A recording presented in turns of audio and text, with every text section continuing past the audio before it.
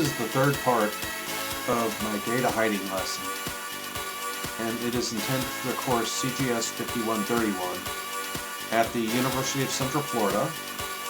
My name is Rick Reinecker.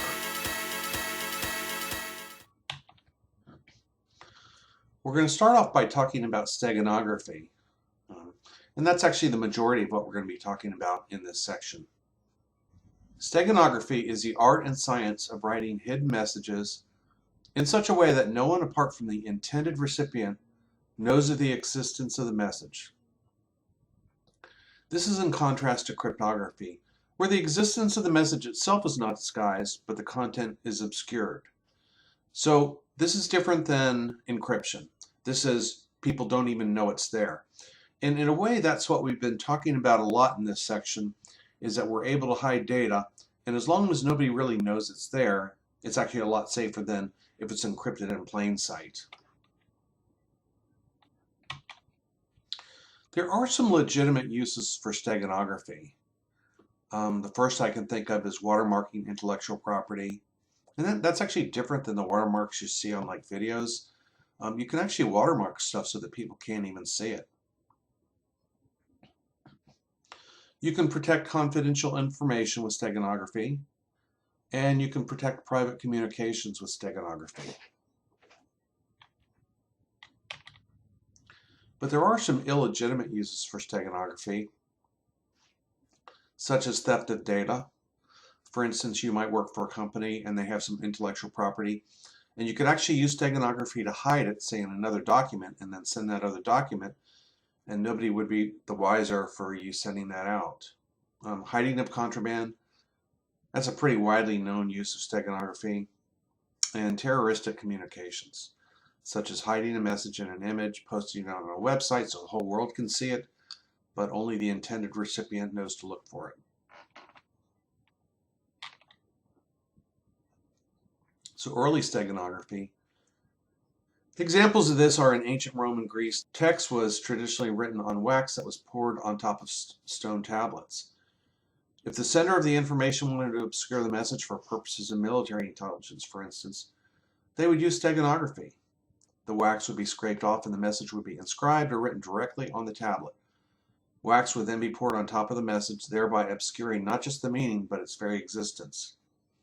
I think during World War II also they used to shave people's heads, tattoo a message into their scalp, let their hair grow out, and then they would go to their intended destination, and once they were there, then their heads would get shaved again and the message could be read. Similar idea. Disappearing ink. So I was a big fan of the first National Treasure movie. Obviously the second National Treasure movie was pretty bad, so I'm not a fan of that. But on the back of the Declaration of Independence there were hidden messages leading to a treasure. There have been many instances of literary steganography. This is where many authors hide text within text. Edgar Allan Poe was actually famous for this. I guess this was between shots of vodka. For example, he sent the following text to decipher. And that text actually pointed or indicated lookups in this next dictionary. So with that, he was able to hide a secondary message that all you had to really do was kind of a substitution. So the original word for the substitute word. So now we're going to take a look at a demo, and the purpose of this demo is to talk about the bits in color channels. So the purpose of this demo is to show you the effect of stripping off the least significant 1 or 2 or 3 bits of a color. So let's take a look at what this program is showing you. This square right here is the original color. Whatever the selected color is, you're going to see it in its full glory. This square will have the actual color once it has bits stripped off. Here in this section you see the actual bits of the red channel. This is actually a full blue, so there's no red or no green. And you can see the original blue has all ones. Okay. Now this is the stripped color bits. And notice under the bits to strip, none have been stripped, so it's going to be the identical to the original. So the stripped and original are identical. And as you can see over here, these two colors look identical.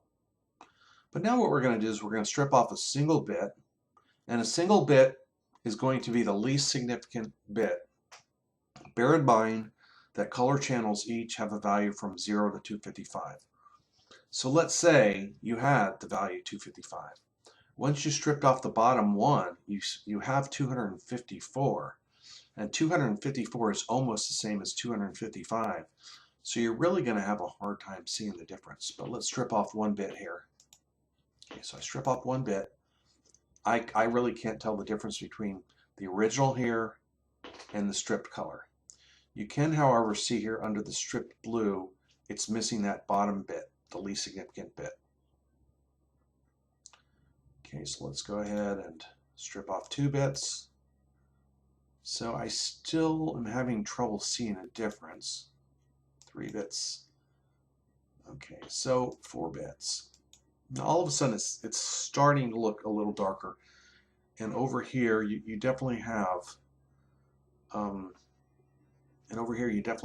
really half of your data is gone. Let me go to 6 bits. Now it gets really much darker. And if you strip off 7 bits, it's significantly dark. So let's take a look at another color. Let's take a look at a green. And this green, this is a pure green. Let me try to get one that's not a pure green. So we have sort of a, let me try this cyan color. That way we have a mixture. Okay, so let me go ahead and go back here. Okay, nothing stripped off. 1 bit, 2 bits, 3 bits, 4 bits, and on that one I could actually see a slight difference. For sure I saw a difference there. Okay, now let's try to look at a sort of a darker color. Here's a kind of a dark brick red. Go to none. Okay, they look identical. And if you'll notice, even in the original, you just have 0, 1 in the original red. You could actually strip off 6 bits and you'd see absolutely positively no difference. These values are still the same. However, if you stripped off one more bit, 7th bit, you'd strip off all the ones from the stripped and it would turn out to be black. So some colors are going to be a little more susceptible than others. Let me try one more, say a dark gray. Let's see if I can find a darker gray, yeah. Okay, none, okay, those obviously look the same. 3, very similar, 6. See, and since only the high bit here is set anyway, it's not going to make any difference. So the point of this demo is you can actually strip off a lot of bits and still have the same color or not much of a noticeable difference. So when we talked about images a couple of weeks ago, we talked about how they're formatted as RGB triples, or in some cases ARGB triples, A being the alpha channel. PNGs are normally going to be ARGB. JPEG is almost always going to be RGB. In fact, JPEG doesn't have an alpha channel. And BMP images are kind of the oddball. They could be either one. But remember, for each pixel you have RGB. Then the next pixel over is RGB. Then the next pixel over is RGB. With the one caveat that we mentioned, I think, in part 1 of this series, is that really in memory they're reversed, it's BGR. But we're still going to say RGB, even though we understand that in memory they're swapped. So remember that each pixel of the image has 3 bytes that describe it. The red, green, and blue channels, each of which that range from 0 to 255, okay? This is very different than images that are indexed, such as GIF and sometimes PNG. Now, you actually can use steganography in those types of files, in indexed files, but it's a different technique to do it. So I'm not going to cover that in this course. However, I just want to make sure I give you the footnote to let you know that you can use steganography in indexed images, but it's a completely different approach. So in almost all cases, and we very graphically showed you that just a couple of minutes ago with the demo, the least significant bit of all pixel data can be discarded without affecting the visual perception of the image. Now notice we also stripped off, say, 2, 3, and 4 bits sometimes with no perceivable difference. There's a theory known as just noticeable difference that says that small changes will not be noticed. And if anybody ever had psychology class, there's something called Weber's constant that talks about a certain percentage has to change before anybody can notice anything perceptually. So the least significant bit is less than 0.5% of the pixel's definition. And here's a mathematical formula in case you are interested for this just noticeable difference idea.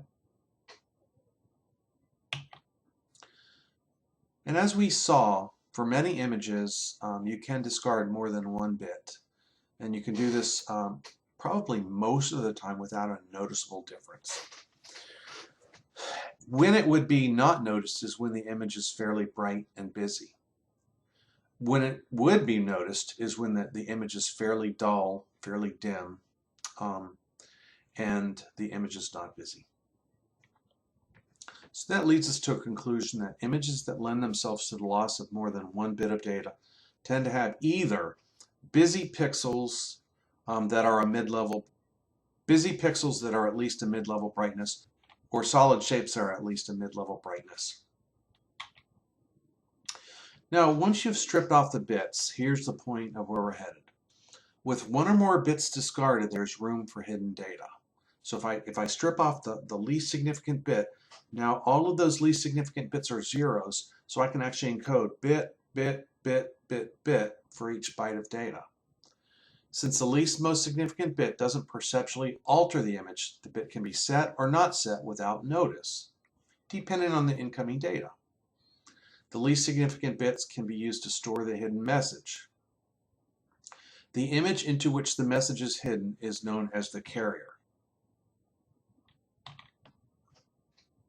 Hidden text can be hidden in the least significant bit of the carrier image, 1 bit at a time. So let's take, for instance, the letter A. A is 65 ASCII, or 0100000001 in binary. The first low bit in the carrier will be 0, the next 1, the next 0, the next 0, and so forth until the entire letter is hidden. So if we're hiding A within the carrier, we'll hide a 0, a 1, a 0, a 0, a 0, 0, and a 1. So we just go down the line. Okay, so here's a graphical example. I have this image of a sailboat, which sounds pretty good to me right now. And this is taking the first, say, let's see, 2.5 pixels. It's taking the first 8 bytes. And that's not quite 3 pixels, it's 2 2/3 pixels. And now here it shows you the binary of each one of these color channel values. Red 1, green 1, blue 1, red 2, green 2, blue 2, red 3, green 3. Here's the decimal values that came from that image. So for the first pixel, the decimal values would be 76, 123, 205. The next pixel would be 82, 129, 211. And the start of the next pixel would be 245, 255. And here's the binary equivalent that you can see right here of each one of those. Now, this arrow, it says we need to delete that row. That row happens to be the least significant bit, and it will have the least effect on the visual perception. So now you can see we've gone ahead and stripped that off. There's no perceptible change. Of course, this is a small image, but there is no perceptible change. Okay. Now what we do is we hide A. So here's A. 0, 1, 0, 0, 0, 0, 0, 1. So now this bottom least significant bit contains the letter A. So it took us 8 carrier bytes to hide 1 message byte. Had we stripped off 2 bits, it would have taken us half as many carrier bytes to hide the message byte. So let's sort of clarify a couple of things. There are 2 sets of data. One is the carrier, and that's what you're hiding data into, which for our example is an image into which the data will be hidden. So we've got an image that is preloaded in the demo. The other data is the payload or the message. And for this example, it's going to be a message that you just type in the program. The payload, though, even though our example has just a simple message that we're going to type in, the payload could be another file, a typed message, or anything else that can be represented as binary data. So how much data can you hide? It's important to point out that the carrier must be larger than the payload. My rule of thumb uses the image dimensions to help figure out how large the payload can be. First, multiply the width by the height, then multiply that number by 3 because that's the number. Width by height gives you the number of pixels, and each pixel has 3 bytes or 3 color channels, so you multiply by 3. For instance, if your image is 100 by 45, then you multiply 100 times 45, then that number times 3 for a total of 13,500. So that image, the raw image data, should be 13,500. You're not quite done with the calculator. The number must then be divided by 8 for a final payload size of 1687. So if we strip off a single bit, we can hide 1687 bytes within that carrier file. That means for an image with dimensions of 100 by 45, you can hide a payload of size 1687. Of course, that's my method, which I'm explaining in this section. I've used other techniques that can store more. But let's keep it simple and keep with the formula width times height times 3 divided by 8. So how does it work? Well, first we'll treat the carrier as a byte stream and the payload as a bit stream. Okay. One by one, the carrier bytes are read in. For images, these are going to be the color channel values. The color values will represent either red, green, or blue values. Now I'm glossing over images that have an alpha channel, so please don't think that this represents the methodology for images with alpha channels. Basically, you would have to skip over the alpha channel. Otherwise, you would be altering the data in a significant way that you wouldn't want to do. The 3 color values mixed together determine the color for each pixel or dot of the image. If you shaved off the bottom 1/8 of any of the color values, it will only affect the visual perception 0.4%. Nobody will notice this difference.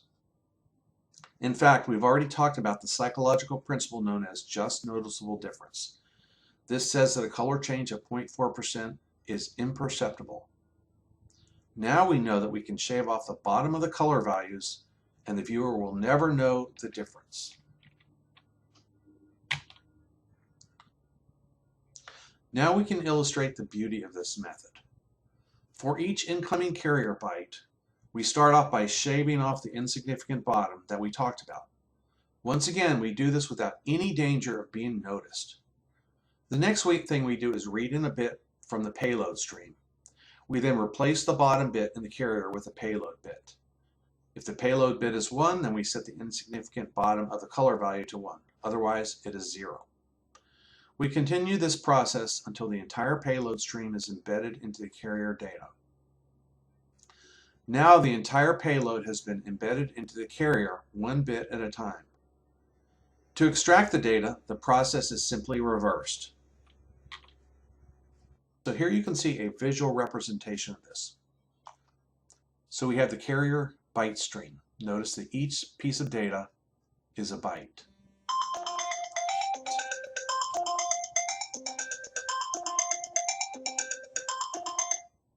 Now we take a look at the payload bit stream. These are bits that are coming from the payload that we're going to hide. So here we have the carrier bytes, and they come in. and they're normal. And we strip off the bottom bit, so that's really 0, but we'll say it's undetermined. And then we insert the payload bit here, and we take that byte and we put it into the outgoing stream. Simple. So now we're going to take a look at an actual demo that hides data in an image. Okay, so here is my demo program. It's aptly titled Steganography Demo. And it's pretty limited in what you can load in, but here it's loaded in something called flowers.jpg. Now, as a footnote, we're able to load in JPGs just fine, but this demo does not save JPGs. That's a whole topic of its own, just because JPEG is lossy and there are several steps, so you can't do it the same way. I know I'm giving you lots of exceptions. Indexed images are different, JPEG images are different, and if I had time, I would spend, it would probably take me a whole week to do the JPEG and maybe half a week to do the indexed images, and I just don't have the time in this class to really branch out like this. But suffice it to say, you can save JPEG images with the steganographic data hidden, but we're only going to be saving BMP files. However, we can pretty much load in any kind of file. So notice that this image has a fairly high brightness to it. It's fairly busy. We said for our purposes that was definitely going to be what we're going to look for. Okay, so now bits to strip. 1, no difference. 2, I can't see any difference. 3, maybe. 4, I'm seeing a little sort of blurry. Definitely that looks darker. 6 bits, that looks, especially the background looks a lot darker. Finally, 7 bits will look terrible. I mean, the 7 bits makes it almost look like an old 16 color EGA image or something. Okay. So if I try to type in a message, it'll say I don't have anything stripped off, so I can't put a message in.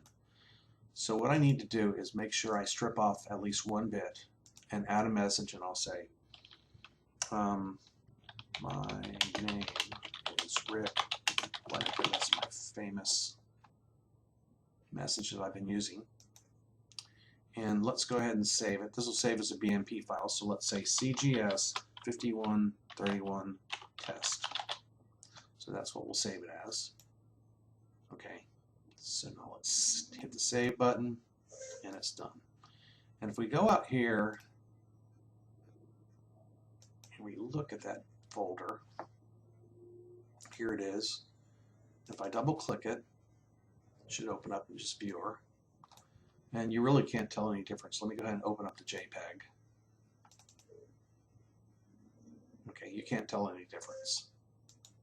Okay, so we've successfully hidden that. Okay, now I'm going to go ahead and bail out of here, just to make sure you understand there's nothing up my sleeve. Rerun the program. Okay, and let's go ahead and read and browse for that BMP, and it says it finds the message, my name is Rick Lineker. Now it's important to point out, just like that demo I showed you in part 1, I actually had to encode the length of the message so that when you're decoding it, you know how many bytes to expect, because otherwise this is a pretty big image and it would go from beginning to end if it didn't know how long the message was, and it would end up decoding a lot of garbage. So that's my steganography demo, and this is actually a Visual Studio project. I will go ahead and zip up the whole project and put it online. And for that,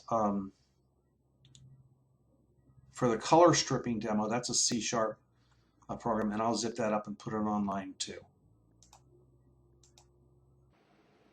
So as promised, we're going to revisit Windslacker. And the reason we're going to revisit it is because there are a lot of amendments to this program besides just writing data into file slack space.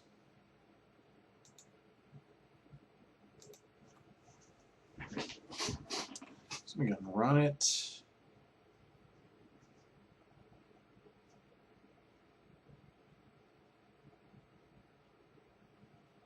Nice little splash screen.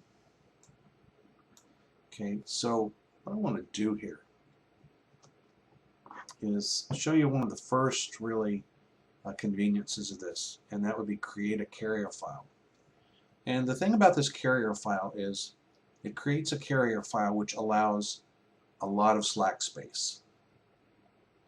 It also creates it with the declaration of independence, so we actually have a known value in the regular data. So C work carrier 1 dot, I'll say dat. And if I just say retrieve, excuse me, and if I just say create carrier file, it will go out and create that carrier file. Okay, so if I find carrier 1 and it's .dat, so it's not going to have a natural affinity to any program to run, and I'll see if I can open it with Notepad. It is a text file, so okay, so there we go. And that's why a lot of these things you can see capitalization seems to be really kind of odd.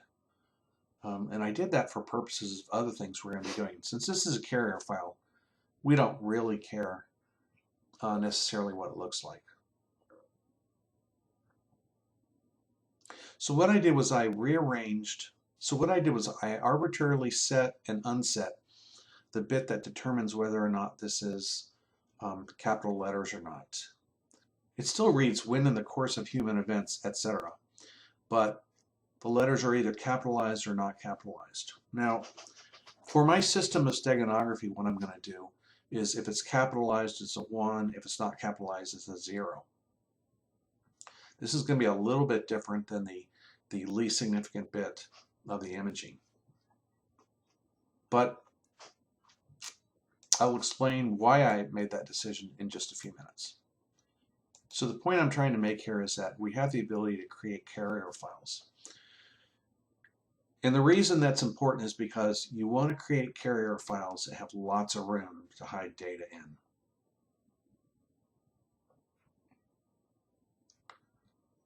Now I have two options here. One option can just store a message, which I type in. My name is Rick Lineker. And what I can do, so now I'm going to go ahead and browse for that. C work test message.txt. I'm going to go ahead and hide that in. If I click on Do Steganography and Store File, what it'll do is it'll take the contents of this and store it within this carrier file and save it into the slack space of that carrier file. So let's go ahead and click that now. And I have a breakpoint.